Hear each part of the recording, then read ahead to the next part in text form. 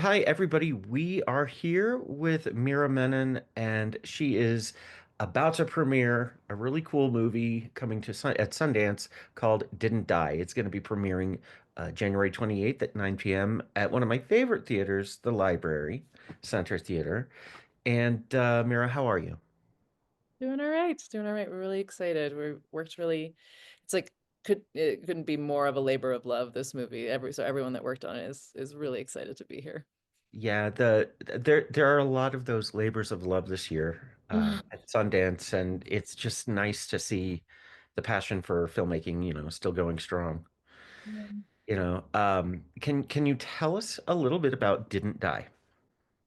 Yeah, I mean, it was really inspired by me trying to keep my passion and love of filmmaking going strong. I mean, I've been so fortunate to work in so many different contexts as a director. I've done independent films, and I've also directed a lot of TV, and really my TV work has inspired my filmmaking brain in so many ways and expanded upon it. And it's really the shows that I've gotten to do in this genre space, like Fear the Walking Dead and The Walking Dead, were like some of the most fun sets I've ever been on.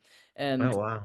it like kind of spun out for me into a total love of the genre, specifically of zombie films, as a kind of allegory for the way we are constantly having to survive one catastrophe after another in this world.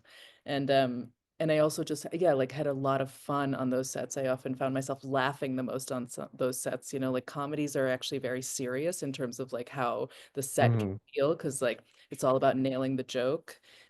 Zombie, like when zombies are kind of like stumbling around, growling and salivating, like it's hard to take it. It's once you put the whole thing together, you're trying to make the stakes as real as possible. But behind the scenes, filming this stuff, it's just the most fun. It's very, very hard to take any of it seriously. And I was just looking to create an experience for myself that felt totally free and fun, and made me kind of feel like in touch with like a kid that was making a movie again.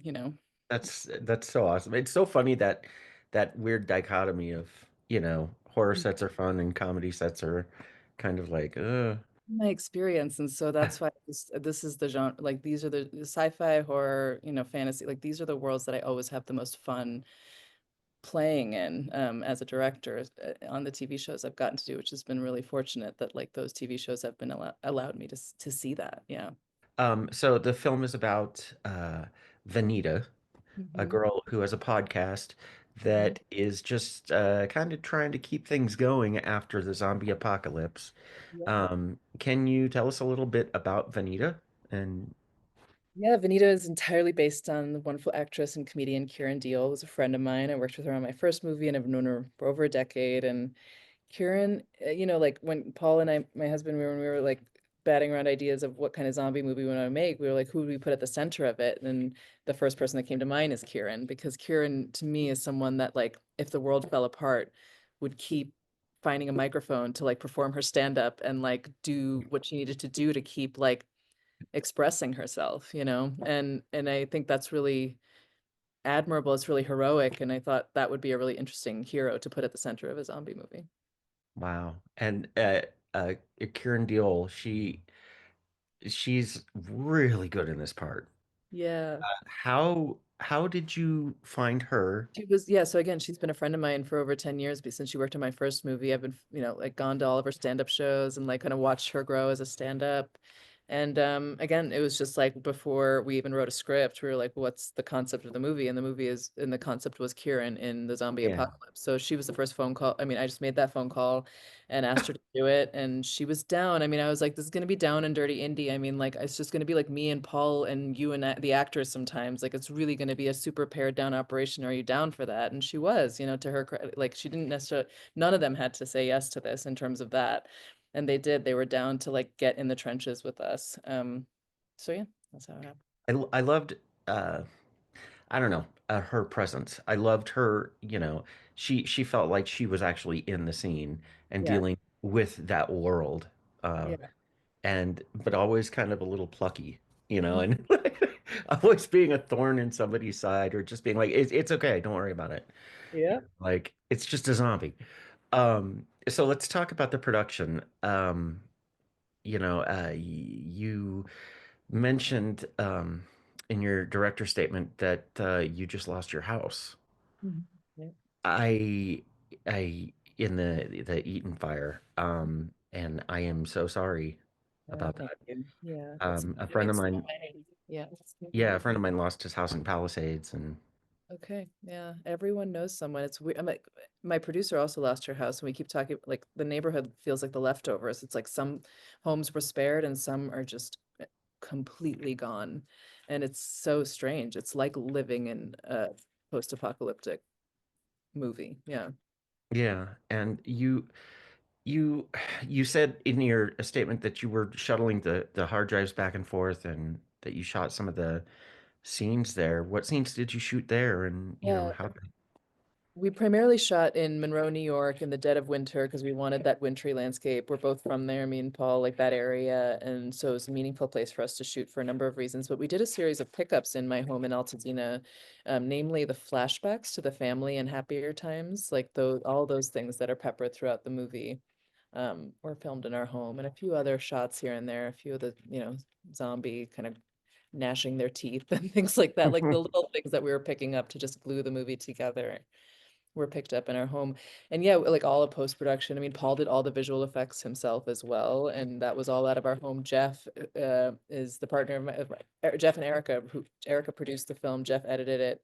They lived in Altadena as well, on the other side of town, and the movie, yeah, all of post was like running out of our two homes basically. Ugh. Past 2 years, so it felt, I mean, the strange and surreal and sad poetry of losing all of that, like before we premiere this movie, is gonna, I mean, we can't wrap our minds around it right now, but we're aware of like how strange it is and how It, perhaps the universe is saying something, but again, like it happened to thousands of people, and so it feels strange to make it about us at all, right? Yeah. well, it's just it's pretty poignant, and a little bit like like you were saying, maybe it's the universe, but it's you mentioned kids that were born after 9/11 dealt with COVID, and it's just one thing after another. Yeah. You mentioned a quote, you can keep losing after loss. um but what is the answer in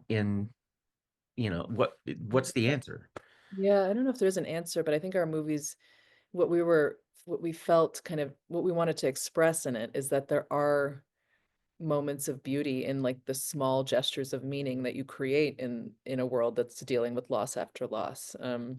Whether it's cocktail hour, like Hari and Barbara stick to having a cocktail hour every day in their fancy Oh, outfit. that was one of my favorite scenes. Uh, Yeah, exactly. Like it seems so silly, but it's like that's how you hang on to life, right? Or yeah. a child, the child, the baby that's at the center of the movie that you see fully grown by the end, or beneath this podcast. Her podcast is the way she's grasping on to some sense of meaning to want to continue to live, in a Mm. so I think that's the lesson we continue to draw from it. Actually, we've been talking a lot about cocktail hour during the apocalypse since our house is burned down. We're like, we're at Sundance, we're going to cocktail hour. Like it's how to reconcile that disconnect. It's like, well, because this is what the stuff of life is about. We can't dwell in the loss. We have to keep generating Mhm. meaning. Yeah. It as you mentioned before, it's just like you were making a film about the apocalypse, And it happened. and then there you go. Yeah, out where I was, I lost power for like a week, but Where were you? out in Riverside, Yeah. and they would just shut off our power, and it was off for a week, and Mm. you know, then it would be off again, and it's like, uh, yeah. So again, I'm so sorry for everything, Like, but we don't know yet, but it seems like SoCal Edison is responsible for the Eaton fire, at least. I mean, I lived right by the canyon, and I lived right underneath those power lines running up and down those canyons. And mm, we saw the fire probably like very early on. And before we were formally evacuated, and we just left because we saw it and we didn't have power. But like, it's always been a concern that these power lines are running up and down Eaton Canyon, so. I think I'm sure a lot of that with the power shutting on and off was like just rampant liability concerns that are going to be, there moving forward. yeah. Well, the positive is that you're here. You're at Yeah, Sundance. exactly, You have an exactly. amazing film that I'm sure people are really going to connect with Yeah, because it's something that we need right now in yeah, helping process all of what's happening. all So, of what's happening, exactly. but Love thank that. you again. Thank you Thank for you supporting. for all of this Yeah, and best of luck on your premiere. thanks. And yeah, yes, Mira, Menon, thank you for your time. Thanks. No, thank you. Thanks for All right.